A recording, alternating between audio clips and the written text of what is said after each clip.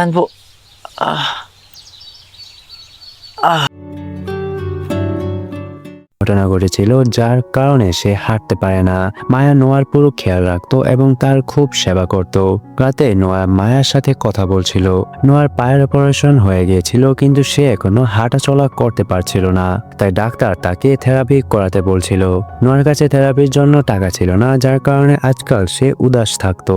মায়া তাকে বোঝায় যে আমি শীঘ্রই টাকা জমিয়ে ফেলবো এবং তারপর আমি তোমার এমন থেরাপি করাবো যে তুমি শীঘ্রই হাঁটতে শুরু করবে। এত বলে সে নোয়ার কাছে আসে এবং তাকে গরম করতে তুমি আমার বাড়ি পর্যন্ত কিভাবে পৌঁছালে? বিনসো বলে, আমি গ্রামের লোকদের কাছ থেকে তোমার বাড়ি জিজ্ঞাসা করেছি। বিনসো মায়ার প্রতি প্রেমে পড়ে গিয়েছিল, তাই সে এখানে পৌঁছেছিল। মায়া তাকে বলে যে আমি বিবাহিত এবং আমার স্বামী বাড়িতে আছে।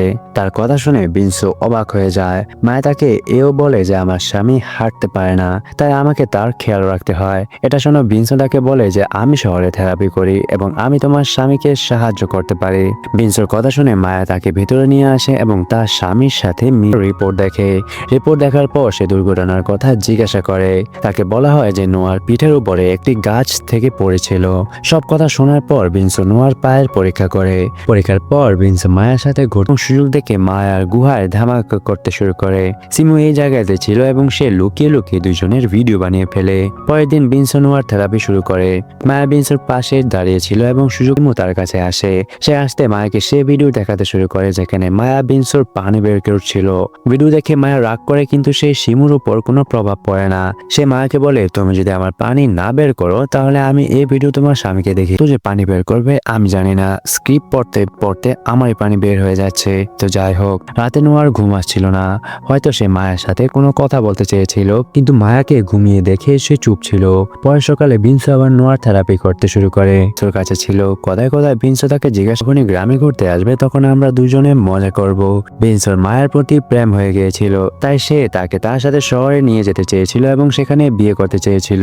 দুজনে এখনো কথা বলছিল যে এর মাঝে দুজনের কাছে সিমু দেখে মায়া তার কাপড় খুলতে শুরু করে। তার গোল গোল তরমুজ দেখে সিমু তার উপর ঝামিয়ে পড়ে। সিমু সবকিছু বিনসোর চোখের সামনে করছিল। বিনসো মায়া সাহায্য করতে চেয়েছিল, কিন্তু সিমুর গান তার দিকেই ছিল।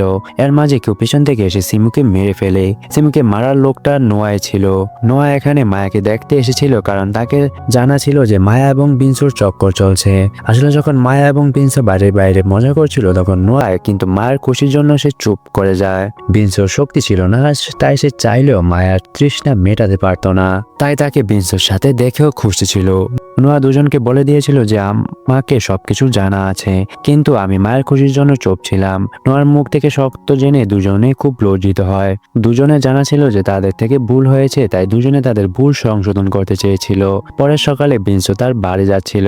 যাওয়ার আগে সে নোয়ার কাছ থেকে ক্ষমা চায় কারণ সে তার বউয়ের সাথে চক্কর চালিয়েছে। বিনসো যেতে শুরু করে তখন নোয়া তাকে থামিয়ে বলে যে তোমার কারণে আমি হাঁটতে শুরু করেছি, তাই আমি তোমার ধন্যবাদ করি, কিন্তু আজকের পর এখানে কখনো আসবে না এবং কখনো মায়ের সাথে মিলিত হওয়ার চেষ্টা করবে না। নোয়ার কথা শুনে বিনসো কিছু না বলে, কারণ সে তার কথা মানতে রাজি ছিল।